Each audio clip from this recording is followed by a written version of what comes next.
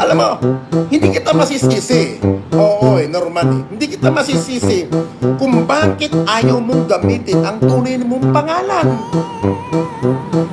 Oo, hindi kita masisisi kung bakit ayaw mong gamitin yung totoong pangalan mo na Norman Mangusay kasi ang pantot, ang pangit, kasi pangit ng pagmumukha mo.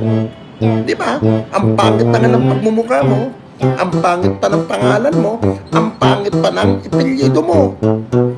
Di ba?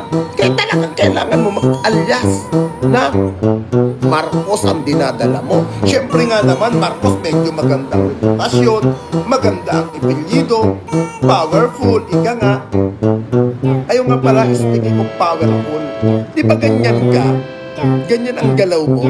Kumukunik-kunik ka sa mga tao na may mga koneksyon sa mga powerful. Kagaya ng ginawa mo sa pagkakaibigan mo sa akin. Pero, totoo, salamat at dahil nawarningan ako ni General Francisco Balagtas. Di ba? Ganyan ang style mo. Alam mo, kabayo, nagpapanggap ka na may utak ka, nagpapanggap ka na may ano ka, pero bobo ka. Bobo. Lahat na lang ng kapangitan, lahat na lang ng kamalasan, tinanggap mo at sinalo mo. Sinalo mo.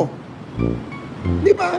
Kita mo nga, yung alalay mo, si Casper, utang inang yan. Ano ba ang kaso niyan?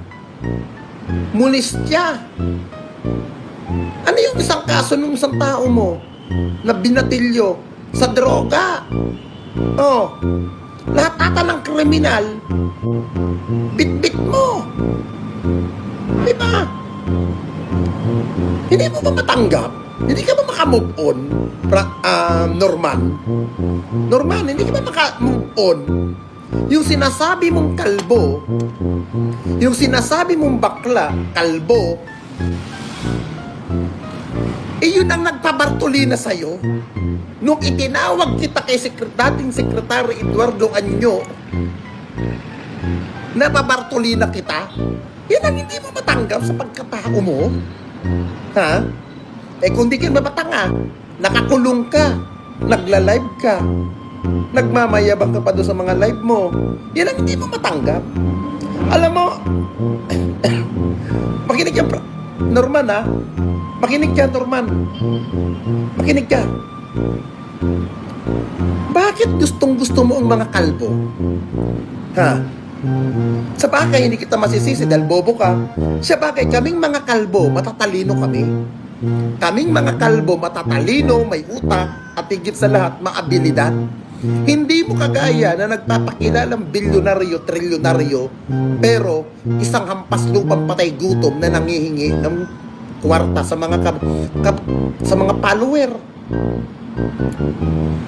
Di ba? Ako nga. Mula ako nagsimula ng pagbablog, never akong nag-monetize. Itong channel kong ito, walang sign of dollar. Walang sign of dollar. Ikaw, mayroon ang sign of dollar.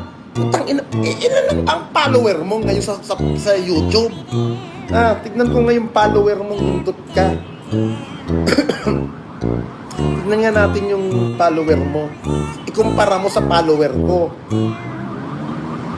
Tingnan niya na.